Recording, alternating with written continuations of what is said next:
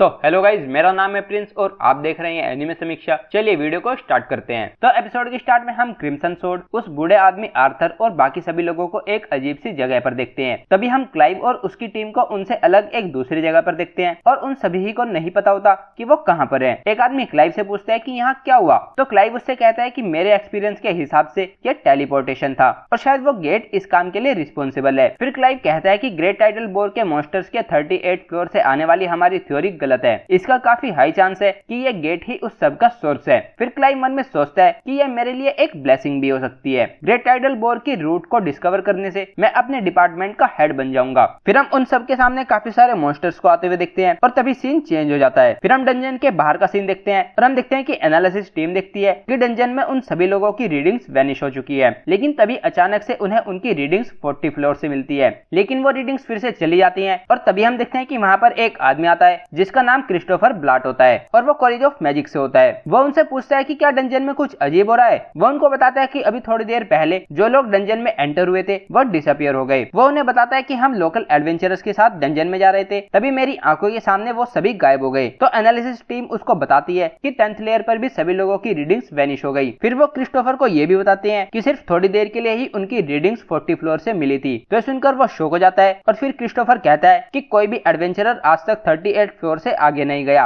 और 30 फ्लोर से आगे के फ्लोर तो बी रैंक पार्टीज के लिए भी डिफिकल्ट होते हैं। एनालिसिस टीम का एक आदमी उससे कहता है कि लून की एक B rank party crimson sword भी उन लोगों के साथ गई थी, तो वो भी उनके साथ अंदर ही होगी। फिर हम देखते हैं कि ये सुनकर नटाली परेशान हो जाती है और फिर वो वहां से भागकर कहीं पर चली जाती है। फिर हम देखते हैं कि नीना ह्यू को इन्वेस्टिगेशन टीम के वैनिश होने की बात बता देती है और कहती है कि कॉलेज ऑफ मैजिक के डीन क्रिस्टोफर आपको डंजन के एंट्रेंस पर बुला रहे हैं। ये बात सुनकर ह्यू काफी ज्यादा शॉक हो जाता है और डंजन के एंट्रेंस पर जाने के लिए निकल जाता है। फिर नेक्स्ट सीन में हम रियो को लाइब्रेरी में देखते हैं और हम देखते हैं कि रियो को कुछ बुक्स मिल नहीं रही होती और फिर वो उस जगह पर आ जाता है जहां उसे पहले सैरा मिली थी, लेकिन वो देखता है कि सैरा वहां पर नहीं होती और वो थोड़ा डिसअपॉइंट हो जाता है। लेकिन तभी हम रियो के साइड में सैरा को देखते हैं और उसको देखकर रियो खुश हो जाता है। सैरा उससे पूछती है कि क्या तुम कुछ ढूंढ रहे थे, तो रियो उससे कहता है कि मैं पिछले सभी एक्लिप्स और ग्रेट टाइडल बोर के रिकॉर्ड्स को कंपेयर करना चाहता हूँ, लेकिन मुझे नहीं पता कि वो मुझे कहाँ पर मिलेंगे। तो सैरा उससे कहती है कि इसमें मैं तुम्हारी हेल्प कर सकती हूँ और फिर वो उसको वहां पर ले जाने लगती है। फिर सैरा उससे पूछती है कि क्या तुम्हें लगता है कि एक्लिप्स और ग्रेट टाइडल बोर के बीच में कोई लिंक है, तो रियो कहता है कि हाँ। सैरा उससे कहती है कि मुझे भी लगता है कि ये थ्योरी सही है। फिर वो रियो को बताती है कि ग्रेट टाइडल बोर से पहले हमेशा एक्लिप्स होता है, लेकिन पास्ट में कभी भी इस बार की तरह वो पूरा एक्लिप्स नहीं होता था। फिर वो रियो से पूछती है कि लेकिन ये बात तुम्हारे दिमाग में आई कैसे, तो वो कहता है कि बस ऐसे ही आ गई और सोचता है कि मैं इसे एक्लिप्स के बीच आकुमा से लड़ने वाली बात नहीं बता सकता। फिर वो सैरा से पूछता है कि मैजिक स्टोन की विविडनेस कैसे डिटरमाइन होती है, तो वो कहती है कि जितना लंबा एक मॉन्स्टर जीता है उतना ही विविड उसका मैजिक स्टोन बन जाता है। फिर वो सैरा को बताता है कि ग्रेट टाइडल बोर के मॉन्स्टर से कलेक्ट किए गए मैजिक स्टोन्स का कलर पेल था। सैरा कहती है कि उनका पेल होने का मतलब है कि वो मॉन्स्टर रिसेंटली ही स्पॉन हुए थे। रियो कहता है कि मैंने कभी नहीं सुना कि इतने सारे गोब्लिन्स और उनके जनरल और किंग अचानक से स्पॉन हो गए हो। रियो कहता है कि उनको आर्टिफिशियली बनाने के लिए भी काफी ज्यादा एनर्जी की जरूरत होगी। तो सैरा कहती है कि इसके सराउंडिंग काफी ज्यादा मिस्ट्रीज है। फिर रियो उससे पूछता है कि क्या तुम्हें उसके पेल होने के बारे में पहले से पता था, तो सैरा कहती है कि मैंने ये पिछली वाली ग्रेट टाइडल बोर के रिकॉर्ड्स में देखा था, उनके मॉन्स्टर्स के मैजिक स्टोन भी वैसे ही थे। फिर सीन चेंज हो जाता है और हम डंजन के अंदर का सीन देखते हैं जहां आर्थर बोलता है कि या तो हम डंजन के किसी दूसरे लेवल पर हैं या फिर हम किसी और जगह पर टेलीपोर्ट हो गए हैं। फिर एक आदमी उनको बताता है कि उनके सभी डिवाइस सही से काम कर रहे हैं और उनसे कहता है कि सरफेस टीम हमारी लोकेशन की इंफॉर्मेशन हमें ट्रांसमिट कर देगी। लिन कहती है कि तो फिर वो हमारे लिए हेल्प भी भेज सकते हैं। आर्थर कहता है कि मुझे ऐसा नहीं लगता, यहाँ की हवा में कुछ गड़बड़ है। फिर वो रिया से पूछता है कि क्या इस सब से तुम्हें कुछ याद नहीं आ रहा। फिर रिया अपने आसपास के एरिया को देखती है और कहती है कि ये बिल्कुल सेंचुरी स्क्वायर के जैसा है। रिया उनको बताती है कि वो एक अल्टीमेट डिफेंसिव स्पेल है जिसे हाई रैंक के प्रीस्ट ही कास्ट कर सकते हैं। रिया कहती है कि वो सभी ऑफेंसिव और फिजिकल अटैक्स को डिफ्लेक्ट कर देता है। आबेल कहता है कि इसका मतलब कि हम किसी तरह के बैरियर के अंदर ट्रैप हो गए हैं। फिर आबेल लिन से प्रोब यूज करके अपनी सराउंडिंग्स का पता लगाने के लिए कहता है, तो लिन प्रोब यूज करती है और उनसे कहती है कि मैं यहाँ से 500 मीटर्स दूर काफी सारे ह्यूमंस को डिटेक्ट कर रही हूँ और वो लगभग 1000 हैं और वहाँ पर 50 लोग ऐसे हैं जिनसे मैं पहले कभी नहीं मिली। आर्थर कहता है कि तो शायद क्लाइव और उसकी टीम भी यहाँ पर आ गई है। आबेल कहता है कि हमें उनकी तरफ जाना चाहिए। फिर सीन चेंज होता है और हम देखते हैं कि एनालिसिस टीम ह्यू को सभी के 40 फ्लोर पर होने की बात बता देती है। ह्यू कहता है कि टाउन के सभी एडवेंचरर्स मिलकर भी वहां तक नहीं पहुंच सकते। क्रिस्टोफर कहता है कि माफ करना, लेकिन मैं और मेरे सबऑर्डिनेट्स भी वहां जाने का रिस्क नहीं ले सकते। ह्यू कहता है कि मैं भी लोकल एडवेंचरर्स को वहां भेजने का रिस्क नहीं ले सकता। फिर सीन चेंज हो जाता है और हम देखते हैं कि क्लाइव की टीम पर काफी सारे अटैक्स हो रहे होते हैं और वो सभी शील्ड बनाकर उन अटैक से बच रहे होते हैं, लेकिन फिर भी काफी सारे लोग उन शील्ड से बाहर होते हैं और वो उन अटैक से नहीं बच पा रहे होते। फिर हम उनके सामने काफी सारे मॉन्स्टर्स को आते हुए देखते हैं और उन्हें देखकर क्लाइव कहता है कि वो तो डेविल्स हैं। हम देखते हैं कि वो लोग उन डेविल्स से फाइट करने की कोशिश करते हैं, लेकिन वो डेविल्स बड़ी ही आसानी से उन सभी को मार देते हैं। फिर हम देखते हैं कि आबेल और वो बाकी सभी भी वहां पर आ जाते हैं और रिया उन डेविल्स को देखकर कहती है कि वो तो डेविल्स हैं, वो गॉड और एंजल के एनिमी है,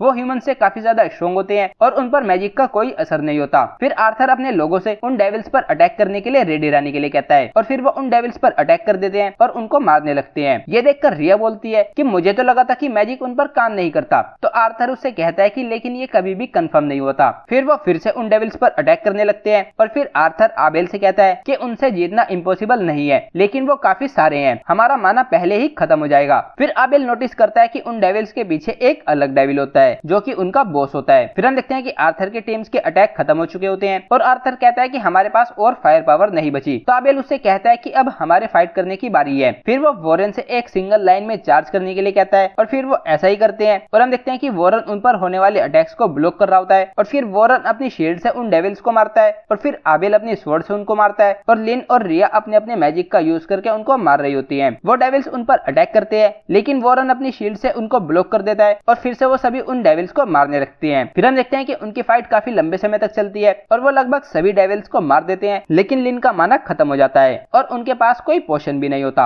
आबेल देखता है कि वहां पर 6 डेविल्स बचे होते हैं और रिया आबेल से कहती है कि मुझे लगता है कि उनका बॉस एक डीमन प्रिंस है, उसकी आंखों के अलग अलग कलर्स को देखकर मुझे ये पता लगा है। आबेल कहता है कि वो डीमन लॉर्ड है जो अभी तक अवेकन नहीं हुआ। रिया कहते हैं कि वो डीमन लॉर्ड की इमैच्योर फॉर्म है, वो एक टाइम पर 4 ही एग्जिस्ट कर सकते हैं और उन चारों में से सिर्फ एक ही डीमन लॉर्ड बनता है। रिया कहते हैं कि आज तक उसे सिर्फ एक हीरो ने हराया है। आबेल कहता है कि मैं प्रिंस को छोड़कर बाकी सभी को डिफीट करने जा रहा हूँ, क्योंकि किसी अनएक्सपेक्टेड के बैरियर को ब्रेक कर यहाँ पर आने का चांस है। फिर आबेल उन पर अटैक कर देता है और वो डेविल को मार देता है, लेकिन फिर हम देखते हैं कि वो डीमन प्रिंस वॉरेन, लिन और रिया पर अटैक करके उनको दूर कर देता है और फिर वो अचानक से आबेल के सामने आकर उस पर अटैक कर देता है, लेकिन आबेल उसके अटैक से बच जाता है। आबेल कहता है कि वो काफी फास्ट और स्ट्रॉन्ग है। फिर हम देखते हैं कि क्लाइव की टीम भी उस डीमन प्रिंस पर अटैक करती है, लेकिन उससे उसे कुछ भी नहीं होता और उन सभी के स्पेल्स डिफ्लेक्ट हो जाते हैं। फिर वो बाकी के डेविल्स भी उन सभी पर अटैक करने लगते हैं, जिससे उन सभी की शील्ड टूटने लगती है। फिर वो डीमन प्रिंस आबेल पर अटैक करने आता है, तो आबेल अपनी स्वॉर्ड स्किल 0 टर्न का यूज करके उसके अटैक से बचकर उस पर अटैक करता है, लेकिन वो भी आबेल के अटैक से बच जाता है और उसको एक हाथ मारता है, जिससे आबेल थोड़ा दूर हो जाता है। फिर वो डेविल आबेल पर अटैक करके उसको मारने वाला होता है, लेकिन तभी हम देखते हैं कि वहां पर एक पत्थर गिरता है और उसके ऊपर रियो होता है। आबेल रियो से पूछता है कि तुम यहाँ क्या कर रहे हो, तो रियो से कहता है कि मैं यहाँ पर तुमको बचाने के लिए आया हूँ। फिर रियो उस डीमन प्रिंस को देखकर आबेल से कहता है कि अगर इसको मैं संभालूं तो तुम्हें कोई दिक्कत तो नहीं। आबेल कहता है कि ये डीमन प्रिंस है, तो तुम संभल कर रहना। रियो कहता है कि मुझे नहीं लगता कि कोई इतना वीक डीमन लॉर्ड का किन हो सकता है। आबेल रियो को बताता है कि डीमन प्रिंस डीमन लॉर्ड की एक इमेच्योर फॉर्म होती है। फिर रियो उस डीमन प्रिंस की तरफ जाने लगता है, तो वो डेविल्स रियो पर अटैक करते हैं, तो रियो आइसिकल लेंस का यूज करके उनके अटैक्स को खत्म कर देता है और फिर वाटर जेट से उन तीनों को एक ही बार में मार देता है। फिर रियो उस डीमन प्रिंस के पास आ जाता है और फिर वो अपनी स्वॉर्ड निकालकर उससे फाइट को स्टार्ट करने के लिए कहता है और हम देखते हैं कि यहीं पर एपिसोड एंड हो जाता है। तो गाइज ये था episode 7 of the water magician. अगर आपको वीडियो पसंद आई है तो वीडियो को लाइक कीजिए, चैनल को सब्सक्राइब कीजिए, प्रेस कीजिए बेल आइकन को। मैं मिलता हूँ आपसे नेक्स्ट वीडियो में। Thank you.